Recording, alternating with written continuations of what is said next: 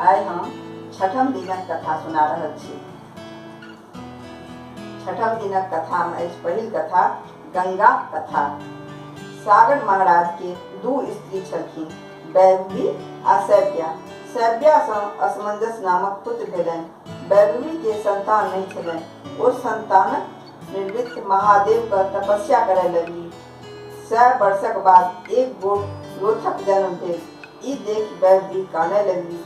महादेवक स्मरण कय महादेव ब्राह्मणक रूप धारण क ओतय अयलाह आ ओहि लोथ के 60,000 खंड क प्रत्येक के एक तौला में देर द झाँपि के राखि देलनि। थोड़ेक दिन बाद 60,000 लोथक खंड 60,000 सुंदर आ बलवान पुत्रक रूप में प्रकट भय गेल। सगर महाराज 99टा अश्वमेध यज्ञ पूरा कर स्वयं यज्ञ करबाक तैयारी में लगला, किंतु इंद्र नहीं चाहैत छलाह जे हुनकर यज्ञ पूर्ण हुए, कारण 100 गोट अश्वमेध यज्ञ क लेला पर ओ व्यक्ति इंद्र भय जाइत अछि। तें ओ कोनो विघ्न उपस्थित क दैत छलखिन। अश्वमेधक घोड़ा छोड़ल गेल, जकर रखवार राजा सगर वैह 60,000 पुत्र भेलाह। इंद्र अपन छल बल सँ घोड़ा लय भागि गेलाह। सगरक 60,000 पुत्र इंद्र के खिहार देलखिन। ओ लोकनि घोड़ा के तकबा के पृथ्वी के कोड़ैत आगू बढ़ैत गेलाह। अंत में घोड़ा के कपिल मुनि आश्रम में बान्हल देखलखिन। कपिल मुनि तपस्या में लीन छलाह। सगरक बेटा सब हुनकर जोर बुझि दौड़ाल। मुनिक ध्यान भग्न भय गेल। हुनकर क्रूर दृष्टि सँ 60,000 राजकुमार तत्क्षणहि जड़ि के भस्म भ गेल। राजाक यज्ञ अपूर्ण रहि गेल।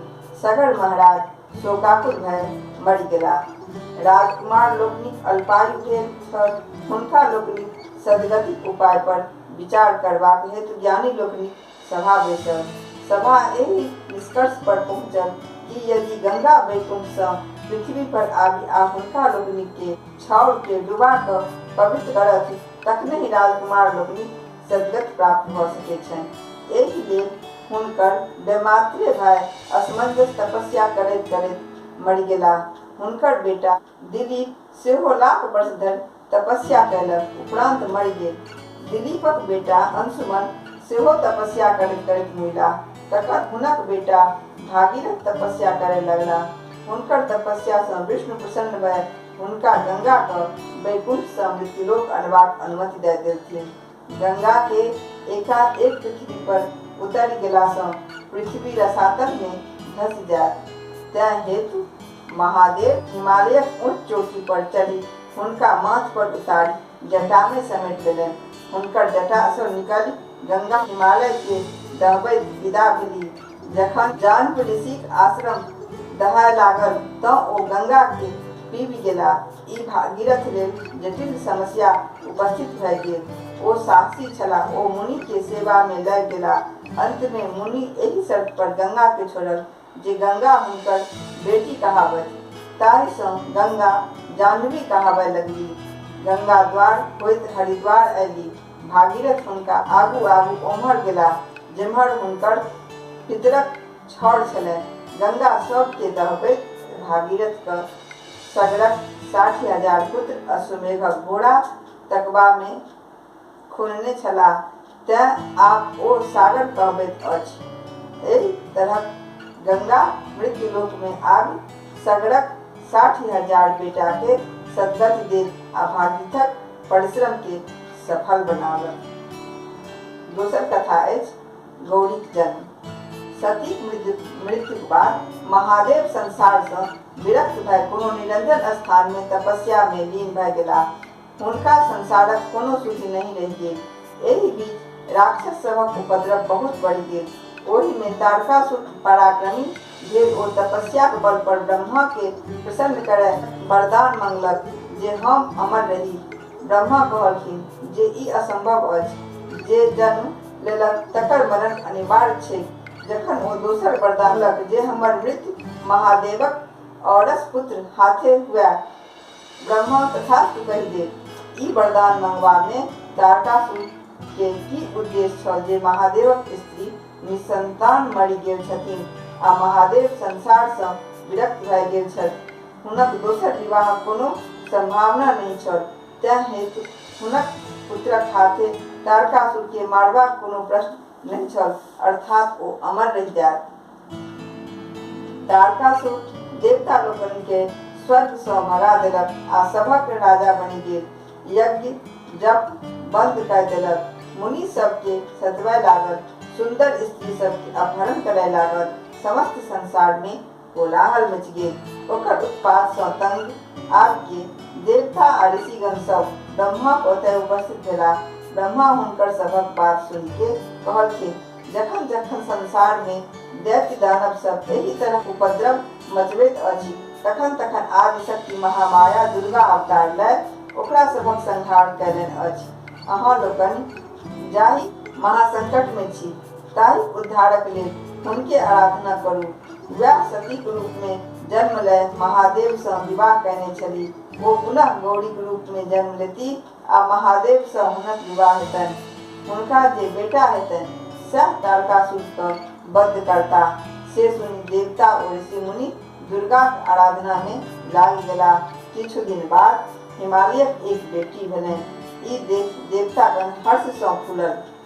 इंद्र वर्षा केलनि। ओ अत्यंत गौरी रहत, हाथ रहत, तें हेतु हुनकर नाम गौरी पड़ल। आब तेसर कथा अछि कामदहन। हिमालय ओतऽ एक दिन नारद मुनि अयला। हिमालय हुनका गौरी देखा के पुछलखिन जे हिनक विवाह ककरा संग होइतनि। नारद मुनि गौरी के हाथ देखि कहलखिन जे हिनकर विवाह महादेवक संग होइतनि। से ओहिना नहीं हेतनि। महादेव एखन अनेक शिखर पर तपस्या कय रहल छथि। ई नित्य ओतय जाइत हुनकर सेवा करैत, तखन ओ प्रसन्न भय हिनका सँ विवाह कयलथिन। गौरी चेष्टगिरी भय गेली। हिमालय हुनका नित्य दू गोट सखी संग महादेवक सेवा करय पठबय लगली। देवतागण महादेवक तपस्या मग्न भय गौरीक दिस हुनकर ध्यान आकृष्ट करेबाक हेतु तपोवन में कामदेव के पठाओल। कामदेव अपन मित्र बसंत आ स्त्री ऋतिक संग ओतय पहुँच गेला। बसंतक महिमा सँ समस्त वनक गाछ सब फूलय गेल। सुगंधित वन प्रांत गमैत उठल। फूल सब भमरा सब मरय लागल। शीतल समीर बहय लागल। चंद्रमा के ज्योति सँ वन सुंदर लगय लागल। एहि रमणीय वातावरण में हुनक तऽ कोन कथा जे महादेवक तपस्या भंग होमय लागल। गौरी सज धज कय बासंतिक फूलक गहना पहिर सखीक संग ओहि वन में पूजा करबाक लेल पहुँचली। गौरी परम सुंदरी छली, ताहि पर ओहि दिनक साज श्रृंगार आ फूलक सजावट सँ हुनकर अंग अंगक सौंदर्य निखरि गेल। गौरी महादेवक लग पहुँचली कि कामदेव ठिका कय अपन चलाओल बाण महादेव लग खसल। महादेव गौरी दिस तकलनि। गौरी महादेव के प्रणाम कय पूजा कय आ कात भय ठाढ़ भय गेली।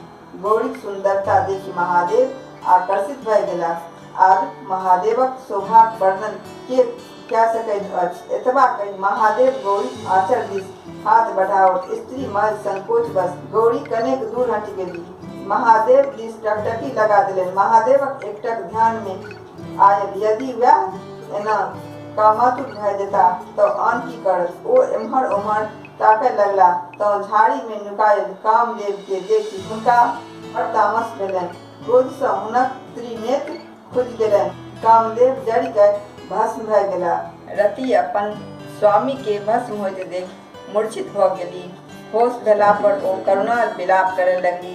देवता लोकनिक ऋतिक दशा देखि महादेवक ओतय गेला आ कहलथिन, एहि में कामदेवक कोनो दोष नहीं छलनि। ई हुनके सभक प्रपंच छल जे महादेव कहुना गौरी दृष्ट आकृष्ट भय हुनका सँ विवाह करथि। तखने तारकासुर सँ हुनका सभक उद्धार भ सकैत अछि। महादेव कहुना ऋतिक स्वामी के जीबाक उपाय कय देथुन। महादेव कहलथिन, कामदेव मोइला नहीं, मात्र हुनकर शरीर जलन अछि। हुनका एखन ओ शरीर प्राप्त नहीं हेतनि। समुद्र में संबर नामक दैत्य अछि। ऋषि ओतय जाय एखन ओकरे संग रहत। द्वापर में श्री कृष्णक बेटा प्रद्युम्न भय जन्म लेता। जन्मैते संबर हुनका उठा के अपन नगर ले जायत। रीति के ओतय प्रद्युम्नक रूप में कामदेव भेटथिन। जखन ओ पैघ होता तखन सांबर का मरि ओकर धन संपत्ति सहित रीति के द्वारिका लय देथिन आ रीति से विवाह कर सुख विलास करता। ई बात देवता लोकनि के कही महादेव अंतर ध्यान भय गेला। रीति सांबरक ओतय आश्रय लेबाक हेतु विदा भेली आ कामदेव से पुनर्मिलन का प्रतीक्षा करय लगली। ई छठम दिनक कथा समाप्त भेल।